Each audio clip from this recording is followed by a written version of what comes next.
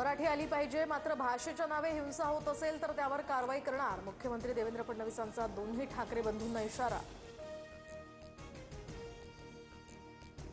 मराठी भाषेसंदर्भात आम्ही हिंसाचार करणारच, काय करायचं ते करा. मराठी भाषेसाठी वेळ पडल्यास आक्रमक होणार, संजय राऊतांचं स्पष्टीकरण. राजकीय मजबुरी असल्यामुळे दोघे ठाकरे बंधू एकत्र बीएमसी निवडणुकांमध्ये महायुतीच जिंकणार, फडणवीसांचं वक्तव्य. तर विधान भवनात उद्धव ठाकरेंना मस्करीत म्हटलं, आता ऑफर देण्याचा काही प्रश्नच नाही, फडणवीसांकडून स्पष्ट. ठाकरे बंधू एकत्र झाल्याच्या धक्क्यातनं अजून फडणवीस सावरले नसल्यामुळेच अशी वक्तव्य. विनोद म्हणून त्याकडे पहा, संजय राऊतांची फडणवीसांवर टीका. पनवेलमध्ये मनसे शहर अध्यक्ष योगेश चिलेंकडून डान्सबारवर दगडफेक. योगेश चिलेंसह 15 जणांवर गुन्हा दाखल. रायगडमध्ये सर्वात जास्त डान्सबार असल्याचं राज ठाकरेंनी केलं होतं वक्तव्य.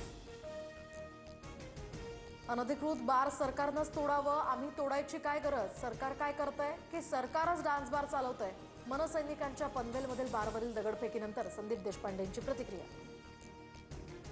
मुंबईमध्ये योगेंद्र पवार यांचा आज साखरपुडा. साखरपुड्यानिमित्त शरद पवार, अजित पवारांचं संपूर्ण पवार कुटुंब एकत्र.